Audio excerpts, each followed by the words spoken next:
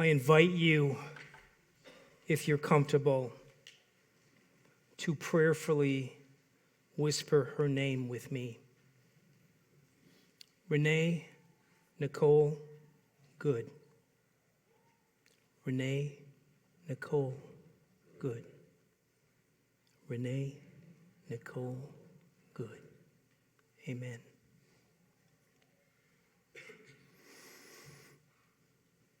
Darkness cannot drive out darkness. Only light can do that. Hate cannot drive out hate. Only love can do that. Reverend Dr. Martin Luther King, Jr.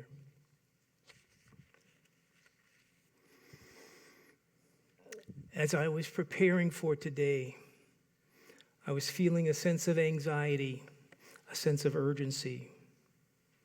Part of that was based in that I have not been on this platform for a while, and I will likely not be back here for the near term. But mostly, I'm feeling a deep sense of sadness about what is occurring in our area and our country. When I recently asked one of our congregants, "How are you doing?" his response was, "Physically, I'm okay, but emotionally, I feel the sadness of September 11th, 2001, the anger of George Floyd's murder, and the uncertainty of the early days of the pandemic, all at the same time. I feel each of these emotions at once and at an overwhelming high level." Can you relate to at least some of that? Our theme here for 2026 is finding the more within, and this month we are exploring finding more in the school of life. And today's topic is all about the master teacher within. Regarding the school of life, I think we are being offered some very critical and difficult lessons, locally, nationally, and globally. I believe that we are best positioned to learn what is necessary when we turn within and access our indwelling Christ. Our master teacher within is always available to guide us towards discernment, wisdom, and peace. As we quiet the outer noise and listen within, we discover that the Spirit of truth is continually revealing what we need to know, which then leads us to take right actions. By practicing spiritual listening and trusting our inner wisdom, we can better respond to the circumstances of life, responding from a place of love and compassion rather than from fear and anger. In other words, we access this ever-present wisdom by listening to that still, small voice.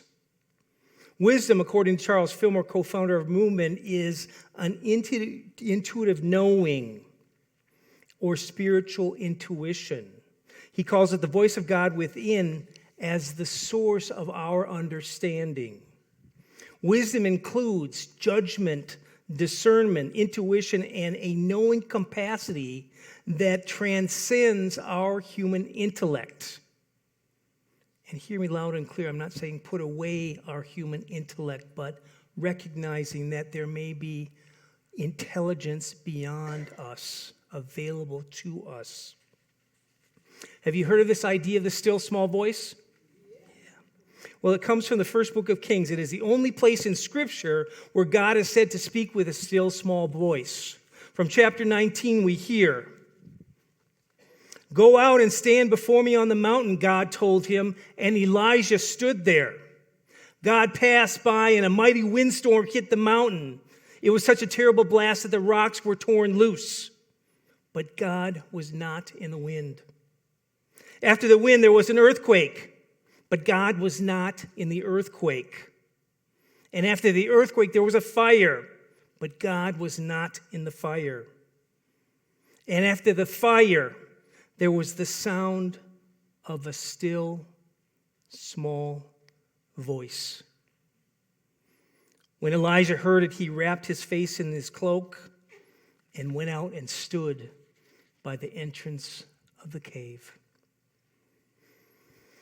I think an important point of this story is to show Elijah, as well as us today, that the work of God need not always include dramatic revelations, insights, and miracles. Divine silence does not mean necessarily that there is divine inactivity. To hear that still small voice, we must be willing, patient, attentive, and receptive. Emily Cady, in Lessons in Truth, tells us that we grow spiritually by listening to that still small voice that is deep down within each of us, and then boldly following it. In other words, we need to go within first and then take action in the outer. She tells us that when we listen to the voices outside of ourselves, we end up cultivating pride, fear of criticism, and selfishness rather than the highest and best that lies within each one of us. She says, the more you learn to act from the still small voice within you, the stronger and more pronounced your spiritual growth will be. The still small voice within can bring comfort and peace, especially in moments of confusion, anxiety, and fear, some of what many of us may be experiencing today. This voice is not one of condemnation or fear, but the voice that calms the storm inside of us. It reminds us that presence, even in the most chaotic moments, is always there. Jesus said in John chapter 14, verse 27, "Peace I leave you, my peace I give you. I do not give you the peace that the world gives. Do not let your hearts be troubled, and do not be afraid."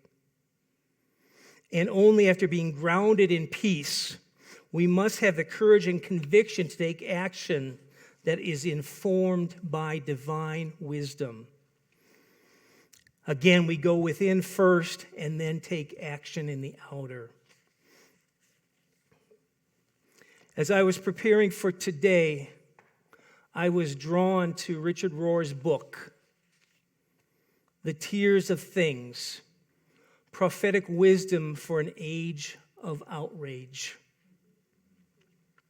The book pulls forward the teachings of the ancient Jewish prophets to help us navigate the challenges of today.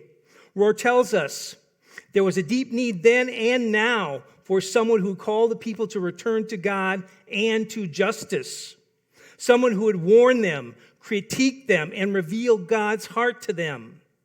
We call them prophets, and every religion needs them. He says prophets are truth tellers, not fortune tellers. They pull back the veil to radically reframe our preferred storyline of history, the boring and predictable narrative of winners and losers, rewards and punishment. Prophets are those rare individuals who see reality in its fullness and dimension rather than in dualities. A total right or total wrong, all good or all bad.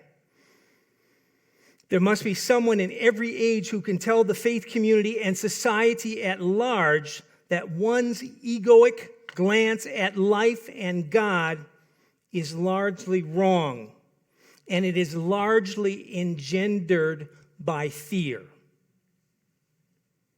This is all about calling out empire consciousness. He continues, the Christian religion has sought to achieve its own innocence rather than act in solidarity with suffering and sinners. Religion worldwide, it seems, remains committed to making something or someone a sacrifice in every age so that the status quo can be maintained. In our time, it is immigrants, he tells us. And other times it was black people in the American South or indigenous people being driven from their lands. The prophet's job was always spotting where the problem lies, truly lies, and then in accusing ones themselves and in the delusions of the collective. The prophets of old spoke out against injustice, hypocrisy, and systems that harm the poor and vulnerable, reminding people that real faith is lived, not performed. Justice, mercy, and integrity were measures of devotion, not religious ritual alone. Repeatedly, they called leaders and communities to align their actions with their values, to choose compassion over convenience, and to live in ways that reflected the heart of God. And even when they were rejected or persecuted, they never abandoned hope. The prophets believed transformation begins within and then moves outward into courageous action.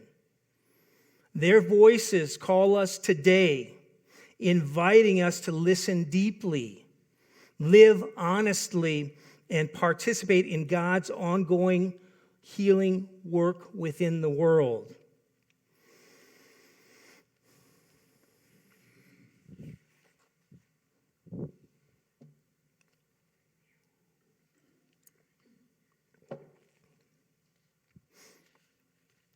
Fast forward to our master teacher, Jesus.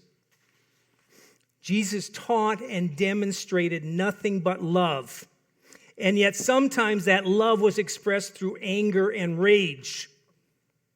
To quote one of my favorite teachers from seminary, Jesus was a badass.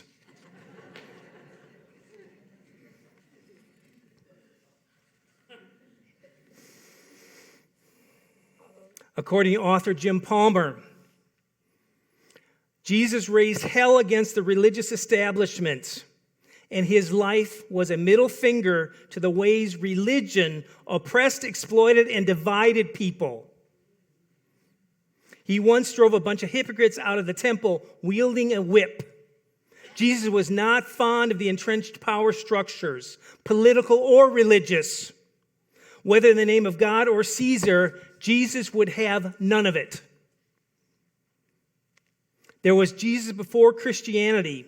That Jesus was fierce, courageous, and unyielding. He stood for the inherent worth of every human being. He denounced the religious lie that humankind was separated from God and told people to find heaven within themselves. Jesus proclaimed that another world was possible. He chastised people for sitting around waiting for God to save the world and challenged them to wake up and save it themselves. Jesus rebuked those who tried to make a religion out of him and insisted that everyone is Jesus. He proclaimed that the hope of the world is not floating up in the sky, but present in our own hearts. The real Jesus of history was a lightning rod. Fast forward to about 60 years ago in 1967, when Martin Luther King Jr. introduced the World House concept, arguing that humanity had entered an era of unavoidable interdependence in which technological advances had shrunk the world into a shared home, where all people must learn to live together. Because nations and races are now deeply interconnected. King insisted that isolationism and indifference are no longer viable, calling instead for a shift from competition and domination toward cooperation and mutual responsibility. He warned that the triple evils of racism, militarism, and materialism threaten both the moral and physical survival of the world by dehumanizing people, perpetuating violence, and prioritizing profit over human dignity. King ultimately called for a radical revolution of values grounded in love, nonviolence, and global solidarity, asserting that only through justice, compassion, and shared responsibility can humanity move toward a just and peaceful future rather than self-destruction.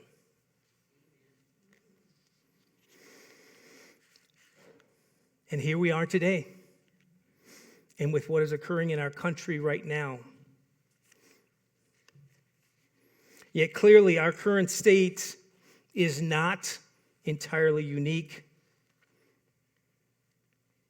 This is not the first time we have hunted humans within these borders.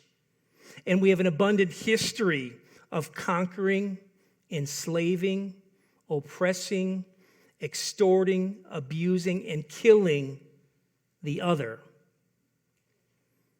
The brutal reality is that the scapegoat of this moment are brown people and their sympathizers. I wonder which group will be next. Yet, what is so deeply concerning to me is that like never before has this type of activity been supported and enabled by such a huge industrial military machine, mind you, paid for by you and I. This machine is operating at significant scale and is seemingly completely void of restraint, due process, compassion, and humanity. This is not okay. And I realize that some of you who are listening to me may be perfectly fine with what is occurring, as that was what part of what you voted for. I sincerely honor your discernment and your votes. And yet I deeply and desperately appeal to our common humanity and the spiritual truth with a capital T that we are all indeed one. Within unity, we teach that without exception, every thought and every word is creative. Have you heard that before? Every thought and every word can build towards healing, oneness, and unity, or fuel discord and division. There is no such thing as a neutral thought or word. Similarly, each action, reaction, area of focus, or vote leads us to greater oneness consciousness or greater separation. Here's the reality. Our collective consciousness created these conditions, and we can choose a different path. I firmly believe that each of us has a part to play in the healing transformation of the world. Some have larger, more visible parts to play, others more behind the scenes. That said, all are equally important with our unique contributions needed to bring about peace and oneness. Your voice and actions matter. Your voice and actions matter. These are unprecedented times calling for unprecedented actions. Sometimes being a stand for love and oneness needs to be tangibly expressed through loving action. Action that is not always perceived by all as positive. Jesus challenged and bucked the system all the time. In some Christian circles, there is a common phrase, what would Jesus do? What would Jesus do? Were he with us today, I'm not sure. I am not sure what he would do. But what I'm absolutely certain about is he would not be silent and compliant. I believe that none of us can afford to remain silent, playing the hopeful and prayerful observers on the sidelines. Being a stand for love requires that we discern what is loving and what is harmful. At times, it is necessary to take a stand for love in the face of adversity and when it's not comfortable, especially around social political issues like immigration, and especially concerning those who are less privileged than many of us. Just in case you forgot, we are the ones who we are waiting for. We're the ones. And we are all just walking each other home. All of us. This week, my urgent call to you is to seek out that master teacher within, that still small voice, and ask, what is yours to do? What is yours to do to help bring about more healing, more oneness around the world, but especially in our beloved city? And then take inspired action.